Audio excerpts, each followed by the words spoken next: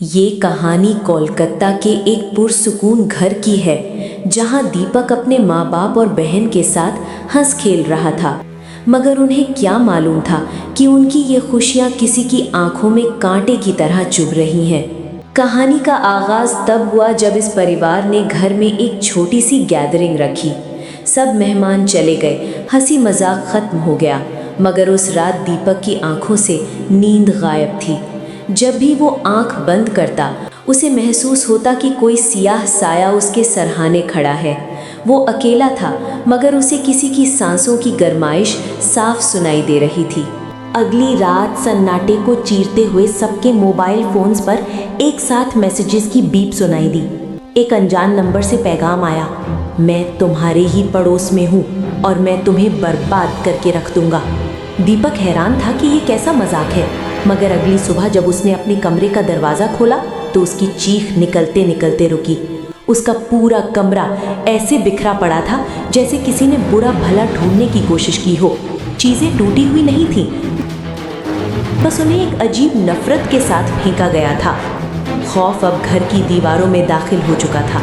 रात के 2 बजे जब पूरा शहर सो रहा था, दीपक बाथरूम गया। जैसे ही उसने लाइट जलाई, उसके पांव तले ज़मीन निकल गई। बाथरूम के बड़े से आईने यानी मिरर पर लाल रंग से लिखा था खून।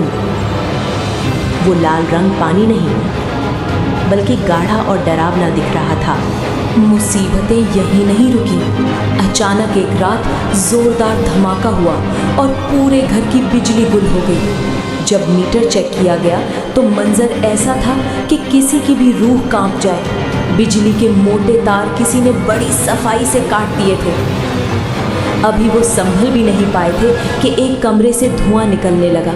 वो कमरा जहां उनकी जिंदगी भर की कमाई, सोना और ज़रूरी कागजात रखे थे, वो अचानक भभकती हुई आग की लपेट में आ गया। सब कुछ राख हो गया। उसी लम्हे दीपक के फ़ोन पर फिर मैसेज चमका, कैसा लगा मेरा खेल। जब पुलिस नाकाम हो गई तो परिवार तारापीठ के एक बाबा के पास पहुंचा। बाबा ने उन्हें एक आजमाइश दी। उन्होंने एक नींबू और कागज़ पर अपना सवाल लिखकर घर की दहलीज पर रखने को कहा। सर्द रात में जब कोई बाहर नहीं निकला, अगली सुबह उस कागज़ पर एक अजीब टेढ़ी मेढ़ी लिखाई में जवाब मौजूद था, जब तक तुम सबको बर्बाद नहीं कर दूंगा, यहाँ से नहीं जाऊंगा।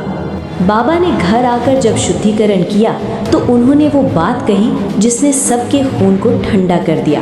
उन्होंने बताया कि ये किसी भटकती रूह का काम नहीं, बल्कि उनके अपने ही किसी रिश्तेदार का करवाया हुआ इंतहाई खतरनाक काला जादू था। वो शख्स जो उनके साथ बैठकर खाना खाता था, वही उनकी बर्बादी की दुआएं मांग रहा था। ये कहानी हमें याद दिलाती है कि हर हंसता हुआ चेहरा दोस्त नहीं होता। कभी कभी सबसे गहरा जख्म देने वाला वही होता है जिसे हम अपना समझते हैं। अपनी खुशियाँ और अपने घर के राज हर किसी के सामने खोलने से पहले 1000 बार सोचें।